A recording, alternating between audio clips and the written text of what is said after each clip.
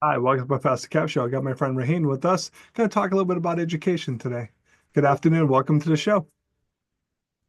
It's great being here. And I'm so stoked about the fact that we're going to talk about education because there are very few topics I think that I can just go on and on continuously about. And education seems to be one of them because it's changing a lot with time. And the importance of education is one thing that I feel like nobody can sort of deny Yep. because where we are today with the way that, AI is going, or the way that every single thing is going from fashion to food to I think each and every industry is because of education and how we've been able to, as human beings, in some good ways, standardize it, and in some ways, also personalize it to every person and their needs as an individual. So I think it's a beautiful concept.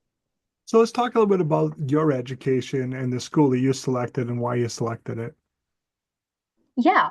Well, I come from Pakistan. I was born, raised, and based in Pakistan.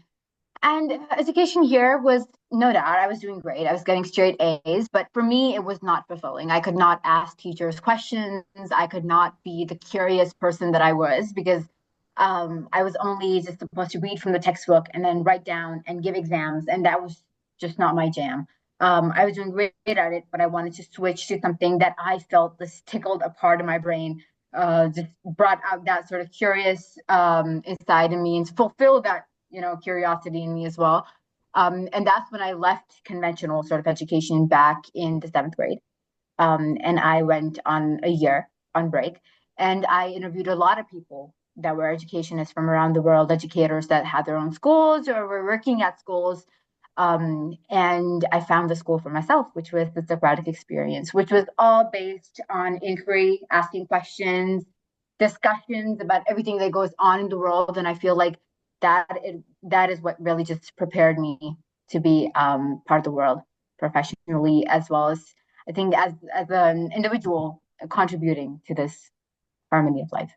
So talk a little bit more about the format for people who may not be familiar with it. Okay, How does so class? it is called, yeah. I feel like you're also new to it, aren't you? Yeah, yeah.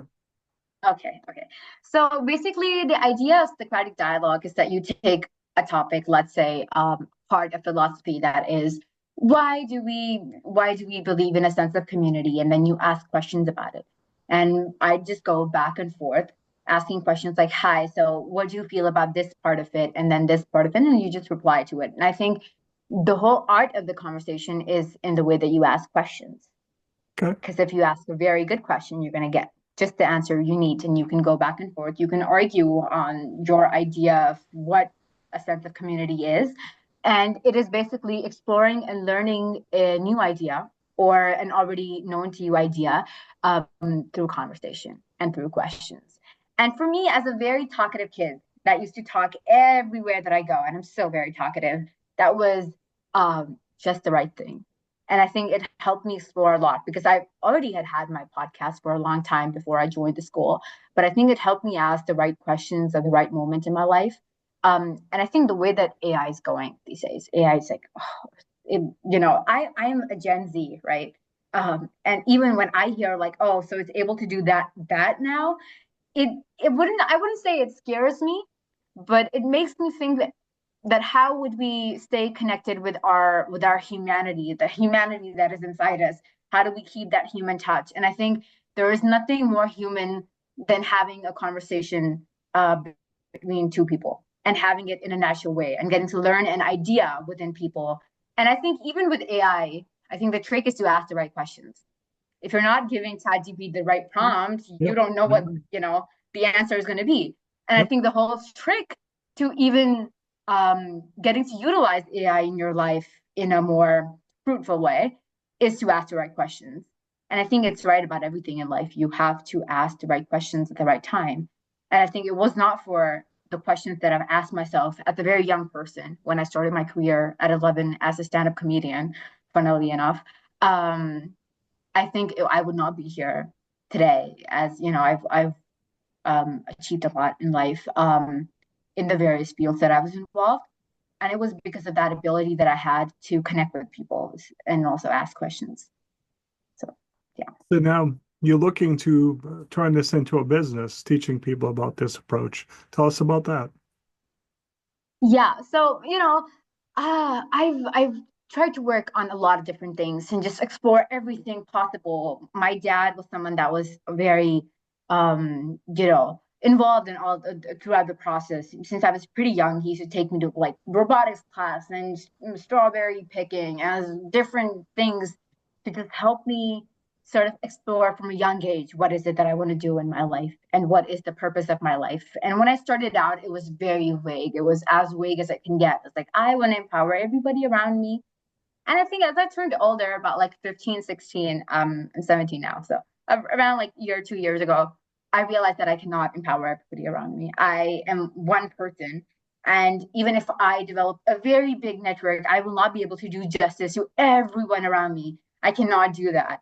What Right. I can do, however, is to pick one way how and one particular part of everyone around me that I can help, that I feel like would really bring out my best potential and theirs as well. And for me, that was educating people, people around the world, young people, because they need to know a lot of different things about this life. And I think education, I mean, it's a controversial thing. We did have a little bit talk about it before we started, but the way that education is changing, I think is beautiful. Even if it's the standardizing part of it, it has got us a lot, thousands and thousands of years of efforts to get to this point. And I feel like if I can just contribute a little bit to it through 8 to 10 weeks program that focuses on the introduction to Socratic, so that is reading texts, looking at paintings, and looking at different works of art, and just discussing it through the way that you would usually have a Socratic seminar, I think can change one's life a lot because it definitely changed mine.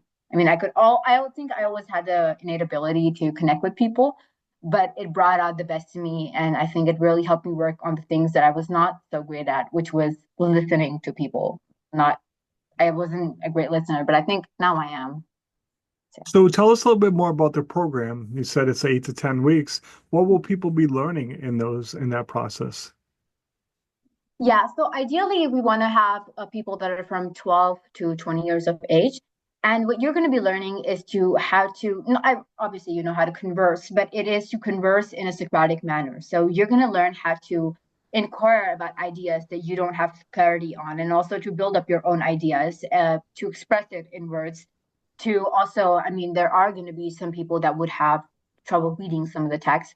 So you're going to be able to learn how to really develop your own understanding of difficult text because you see old works of philosophy that is Plato and old philosophers.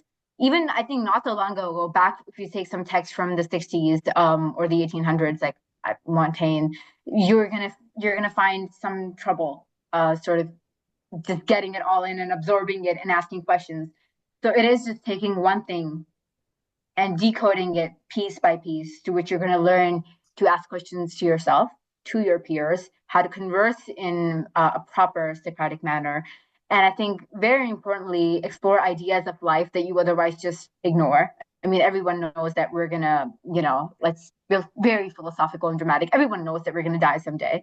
But to be able to talk about it in a way where you are respectful, you are tolerating other people's opinions, and talking about it in a manner that makes you feel that you are growing in the moment and even after the whole conversation, I think is the whole point of it.